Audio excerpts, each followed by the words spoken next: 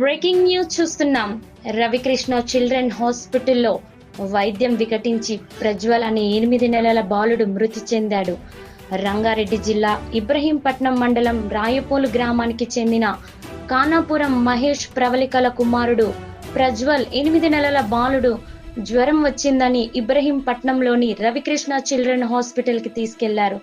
శనివారం రోజు అడ్మిట్ చేయగా డెంగ్యూ ఫీవర్ వచ్చిందని డాక్టర్లు అడ్మిట్ చేసుకున్నారు. ఆదివారం ఉదయం టెస్టులు చేయగా రక్తంలో ప్లేట్లెట్స్ భారీగా పడిపోయాయని అర్జెంటుగా హైదరాబాద్ తీసుకెళ్లి మెరుగైన వైద్యం అందించాలని తల్లిదండ్రులకు తెలిపారు. హైదరాబాద్కు తరలిస్తుండగా మార్గ మధ్యంలోనే బాలుడు మృతి చెందాడు. నిన్న అడ్మిట్ చేసుకొని డాక్టర్లు ఎలాంటి టెస్టులు చేయకుండా దగ్గరుండి చూడవలసిన డాక్టర్లు అందుబాటులో లేక కాలయాపన చేయడం వల్లనే బాలుడు మరణించారని ఆవేదనకు లోనయ్యారు.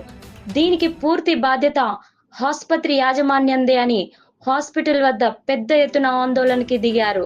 ఇబ్రహీంపట్నం పోలీసులు కేసు నమోదు చేసుకొని దర్యాప్తు చేస్తున్నట్లు సిఐ సత్యనారాయణ తెలిపారు.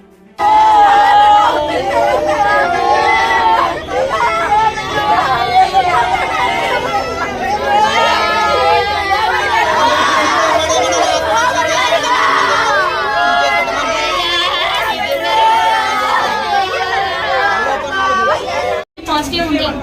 మళ్ళీ ప్లేట్లెట్స్ తగ్గుకుని 86,000 ఉన్నాయని చెప్పి అడ్మిట్ చేసుకున్నారు. నైట్ మంచిగానే ఉన్నాడు. కొంచెం నైట్ వరకు కొంచెం ఫీడింగ్ తీసుకోవడం లేదు, మళ్ళీ యూరిన్ పాస్ చేయట్లేదు అన్నట్టు నైట్ మంచిగా ఉంది, ఏం కాదని చెప్పి మళ్ళీ మార్నింగ్ 11 o'clock టెస్ట్ చేస్తే 70,000 పడిపోయినాయి బాబుకి ప్లేట్లెట్స్. ఎమర్జెన్సీ తీసుకొని పోవాలి అంటే ఎక్కడ తీసుకోపోతాం మేము? అదేదో ముందే చెప్పాలిగా మాకు. నేను నైట్ చేసేదాన్ని టెస్ట్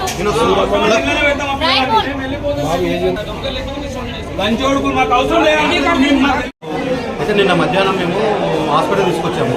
మా ఊరు రాయపోలు, ఇబ్రహీంపట్నం మండలం, రంగారెడ్డి జిల్లా. హాస్పిటల్కు తీసుకొచ్చాము. కృష్ణ హాస్పిటల్ తీసుకొచ్చాము సార్. హాస్పిటల్కి నిన్న మధ్యాహ్నం తీసుకొచ్చిన తర్వాత సరే ప్లేట్లెట్స్ అప్పుడు 86 ఉన్నాయి, సరే పర్వాలేదు మాతో అవుతుందిలే అని చెప్పాడు. ఇదే ఎవరు కృష్ణ డాక్టర్. అది తర్వాత ఏమైంది, నైట్ మొత్తము మంచిగా ఉన్నాడు బాబు, మంచిగా ఉన్నాడు, చూస్తున్నాడు. కాకపోతే ఏంటంటే పాలు తాగట్లేదు, ప్లేట్లెట్స్ మంచిగా ఉన్నాయి, మళ్ళీ చేస్తూ ఉన్నారు. పొద్దుగాల మళ్ళీ మేము 8:30, 9 గంటలకు మళ్ళీ వచ్చాము. అప్పటివరకు వాళ్ళ తండ్రి ఉన్నాడు, మమ్మీ అందరు ఉన్నారు. బాగానే ఉన్నాడు బాబు బాగానే ఉన్నాడు. కానీ మళ్ళీ నేను 9 గంటలకు వచ్చే వరకల్లా అప్పుడు కూడా బాగానే ఉన్నాడు బాబు. మళ్ళీ నువ్వు 12 గంటల వరకు నేను రిపోర్ట్ చేస్తాను, డాక్టర్ ఉన్నట్టే డాక్టర్ లేడు సార్. అసలు సండే నాడు డాక్టర్ రాడంట ఇక్కడికి. ఒక స్కానింగ్ అన్న చెప్పిద్దామంటే స్కానింగ్ కూడా చేయనంట సార్. సండే అంట, ఈరోజు ఆదివారం అంట రానంట. ఇంత పెద్ద హాస్పిటల్ పెట్టుకొని ఆదివారం నేను రాను, నేను చేయను అంటే ఇంతమంది పిల్లలతోటి క్షణగాట మాడుకుంటారా ఇదంతా? ఇంతమంది పిల్లలతోటి అతను ఉన్నాడు, ఆయన అసలు హాస్పిటల్నే లేడు సండే రోజు. కానీ మా బాబుకి ఏమైందంటే ఏదో 17,000 తగ్గిపోయినాయని చెప్పారు. అప్పుడు మాకేం చెప్పలేదు, మాకు చెప్పలేదు, మా తమ్ముడికి చెప్పలేదు. మా తమ్ముడు కూడా ఏమన్నాడు, అన్న మంచిగా ఉందంటున్నా డాక్టర్ అంటే. ఏం మంచిగా ఉందిరా, ఆయన అంబులెన్స్ ఫోన్ చేస్తా అంటున్నాడు, మరి ఆక్సిజన్ అంటున్నాడు, అన్నీ అంటున్నాడు, నువ్వే మంచిగా ఉందంటున్నావు అని నేను అన్నాను. అప్పటి వరకు కూడా నేను చెప్పట్లేదు సార్. కరెక్ట్ 11, 12 గంటలకు అప్పుడు అంబులెన్స్ పిలిపించి అంబులెన్స్ మాట్లాడుకొని తీసుకొని పోరి అని పారామితకం రాస్తా, లేకపోతే మన నీలఫుర్ అనేది తీసుకెళ్ళండి అని చెప్తున్నాడు సార్. అప్పటిదాకా చెప్తున్నాడు. మేము పారామితకు ఎంట్రీ అయ్యి లోపలికి బాబు చనిపోయాడు సార్. ఇంత నిర్లక్ష్యం ఎందుకు సార్? అది సార్ బాబు అంటే పిల్లలు నాకు లేవు, డబ్బులు కట్టాను. కాబట్టి నేను ఇక్కడ ఉన్నాను, మొత్తం నిన్నాను, డబ్బుల విషయం నాకు తెలియదు.